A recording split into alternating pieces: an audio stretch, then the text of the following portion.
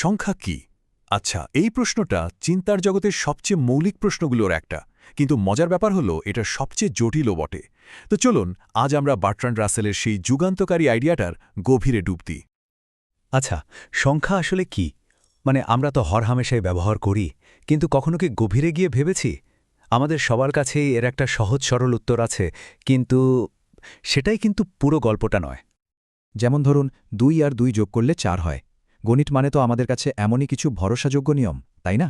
যেগুলো আমরা কোনো প্রশ্ন ছাড়াই মেনে নিই। ব্যাপারটা হলো আমরা সারাক্ষণ সংখ্যা ব্যবহার করলেও বিংশ শতাব্দীর শুরুর দিকে গণিতবিদরা বুঝতে পারছিলেন যে তাদের আরও শক্তপোক্ত একটা ভিত্তি দরকার। শুধু যা দিয়ে আমরা গুণি এই সাধারণ ধারণাটা যথেষ্ট ছিল না। তাদের মূল লক্ষ্যটা ছিল বলা যেতে পারে বেশ দার্শনিক, মানে গণিতের যে বিমূর্ত বা অ্যাবস্ট্র্যাক্ট জগৎ তাকে আমাদের বাস্তব জগতের সাথে মেলানো, আমাদের আঙুল, চোখ বা নাকের মতো সাধারণ জিনিসপত্রের সাথে সংখ্যার সম্পর্কটা আসলে কি সেটাই তারা বুঝতে চেয়েছিলেন। আর এখানেই গল্পটা দারুণ একটা মোড় নেয়, কারণ সংখ্যাকে সংজ্ঞায়িত করার তখনকার সেরা চেষ্টাটাও কিন্তু ব্যর্থ হয়েছিল। আর এই সূত্রেই আমাদের আলোচনায় আসছেন গণিতবিদ জিওসেপ পিয়ানো। তো পিয়ানো কিছু স্বতঃসিদ্ধ বা অ্যাক্সিয়ামস দিয়েছিলেন, সোজা কথায় ৫টা নিয়ম, যেগুলো বলে দেয় সংখ্যাগুলো পরপর কিভাবে আচরণ করে। যেমন প্রত্যেকটা সংখ্যার একটা ঠিক পরের সংখ্যা বা সাকসেসর থাকবে, আবার দুটো আলাদা সংখ্যার সাকসেসর কখনো একই হতে পারবে না। কিন্তু এখানে একটা বড় সমস্যা ছিল। পিয়ানোর এই নিয়মগুলো শুধু একটা প্যাটার্ন বা ধাঁচ বর্ণনা করে।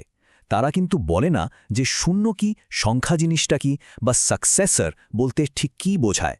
ব্যাপারটা অনেকটা দাবা খেলার নিয়মকানুন সব বলে দেওয়ার মতো, কিন্তু রাজা বা বোর্ডে কি দিয়ে তৈরি সেটা না বলার মতো।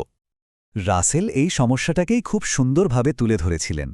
তিনি বলেন, পিয়ানোর নিয়ম অনুযায়ী তো যে কোনো অসীম সিরিজকেই সংখ্যা ধরা যায়, তাহলে তো শূন্যর মানে ১০০ হতে পারে বা ক্লিওপ্যাট্রা নিডল হতে পারে। এটা হয়তো বিশুদ্ধ গণিতের জন্য ঠিক আছে, কিন্তু বাস্তব জগতের জিনিসপত্র গোনার জন্য একেবারেই কাজের না। তো এই সমস্যার সমাধানটা এলো ফ্রেগে আর রাসেলের হাত ধরে। তার এক যুগান্তকারী পথ দেখালেন। আর এর জন্য আমাদের একটু অন্যভাবে ভাবতে হবে, মানে গণনা না করে কিভাবে বোঝা যায় যে দুটো দলের আকার একই। এই প্রশ্নটাই কিন্তু আসল চাবিকাঠি। গণনা না করে কিভাবে আমরা জানতে পারি যে দুটো দলের আকার সমান?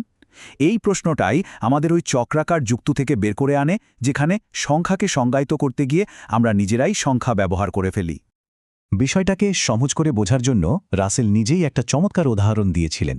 ধরা যাক দুটো দল আছে, এক দলে সবাই স্বামী আর অন্য দলে সবাই স্ত্রী। এখন কি করতে হবে? প্রথমত প্রত্যেক স্বামীকে একজন স্ত্রীর সাথে জোড়া লাগাতে হবে। তারপর দেখতে হবে কোনো স্বামী বা স্ত্রী একা পড়ে আছে কিনা।